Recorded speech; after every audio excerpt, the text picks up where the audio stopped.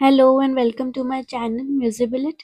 आज हम करने वाले हैं on the grasshopper and cricket by John Keats. Let's read about the poet.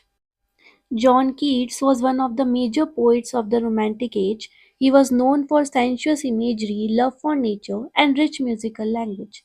He believed in negative capability, which means ability to accept uncertainty without searching for logical answers. His poetry focuses on beauty, nature, transience of life. He died young at the age of 25, yet left a lasting impact on English poetry. Let's read about the poem now. It was written in 1816. It is a Petrarchan sonnet, and it was written as part of a sonnet competition with poet Leigh Hunt. Its rhyming scheme is ABBA, ABBA, CDE, CDE. It celebrates the continuity of nature and it emphasizes that the poetry of earth never ceases. Let's read the poem. The poetry of earth is never dead. When all the birds are faint with the hot sun and hide in cooling trees, a voice will run from hedge to hedge from the new mound met. अब यहाँ पहली ही line में हमें इस pome का सारांश मिल गया है। पहली लाइन का मतलब क्या है कि जो अर्थ की पोइट्री है, सॉन्ग है, ये कभी भी डेड नहीं होगा, खत्म नहीं होगा। ऐसा क्यों बोला गया है कि कुछ ना कुछ हमेशा इस तरह का रहेगा कि वो अपनी मेलोडी से, अपने सॉन्ग से अर्थ की जो पोइट्री है उसको जिंदा रखेगा। और जब बाकी की जो बर्ड्स है वो जो समर का सन होता है, हॉट सन, उसके आगे फेंट हो जाती है, डर जाती है, छुप जाती है और वो छुप के कहाँ जाती है? जो शेड्स यानी ठंडक के अंदर, ट्रीज की कूलिंग है उसके अंदर वो छुप जाती है। तब सिर्फ एक आवाज, जो एक मेलोडी है, जो सुनाई देती है। ये जो आवाज है, मेलोडी है, ये हेज टू हेज यानी कि कहाँ से ये रन कर रही है? एक झाड़ी से दूसरी झाड़ी पे, और जो साफ एकदम फील्ड होता है, क्लीन फील्ड, न्यू फील्ड होता है, उसके थ्रू होती हुई जाती है। That is the grasshoppers, he takes the lead.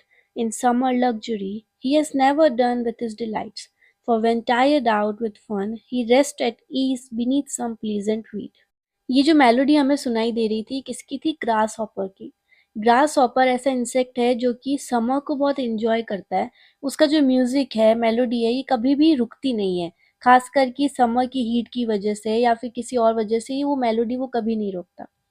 For when tired out with fun, और जब वो ग्रास हॉपर थक जाता है, तब वो क्या करता है कि एक प्लीजेंट वीड के नीचे, यानी कि एक जो प्लांट होता है वीड नाम का, उसके नीचे वो रेस्ट करता है। तो यहाँ इस लाइन से पता चल रहा है कि नेचर कभी भी साथ नहीं छोड़ता है। जो मेलोडी है, अगर ये जो पक्षी हैं ये उस मेलोडी को जिंदा रख रहे हैं या फिर जो इंसेक्ट है उसको जिंदा रख रहे हैं, तो अर्थ है, जो नेचर है, वो भी इनकी पूरी हेल्प करता है। The poetry of earth is ceasing never. On a lone winter evening, when the frost has wrought a silence, from the stove there shrills the cricket's song in warmth increasing ever. अब फिर से वो line यहाँ दोहराई गई है कि जो अर्थ की पोएट्री है, सॉन्ग है, ये कभी भी सीज नहीं होगा, कभी भी रुकेगा नहीं। फिर यहाँ पे अब विंटर आ गया। अभी तक हमने समर की बात कही थी, अब यहाँ लोनली विंटर्स की बात हो रही है कि जब फ्रॉस्ट विंटर्स के अंदर आता है तो वो पूरा सारी तरफ क्या कर देता है? एटमॉस्फेयर में साइलेंस ले आता है। विंटर में हम देखते हैं कि बहुत ही सुनसान सा लगता है, कहीं पे भी कोई शोर शराबा नहीं है। तो वहीं पे जो स्टोव्स जलते हैं वहां पे वार्मथ के लिए, तो वहीं पे जो वार्मथ कौन दे रहा है? असल में क्रिकेट का सॉन्ग। क्रिकेट का मतलब होता है जिसे हम कसारी भी कहते हैं हिंदी में। तो ये जो क्रिकेट है, इंसेक्ट है, ये अपनी सॉन्ग से, अपनी वॉइस से वार्मथ लेके आता है वहां पे एटमॉस्फेयर में। एक जो लोनलीनेस चल रही होती है उसको ब्रेक करता है। And seems to one in drowsiness half lost the grasshopper's among some grassy hills. और अगर कोई जो है हाफ लॉस्ट होगा, ड्राउजीनेस में होगा, जिसका मतलब है कि अपने ख्यालों में कोई खोया हुआ रहेगा, तो उसे ये जो क्रिकेट की आवाज है ये एकदम कैसी लगेगी? ग्रास हॉपर की जैसी। उसे लगेगा कि जैसे ग्रास हॉपर बोल रहा है समर के टाइम। तो समर में जहाँ ग्रास हॉपर लीड लेता है समर लग्जरी के लिए, वहीं पे क्रिकेट जो है अपने वार्मथ से विंटर की लोनलीनेस को ब्रेक करता है।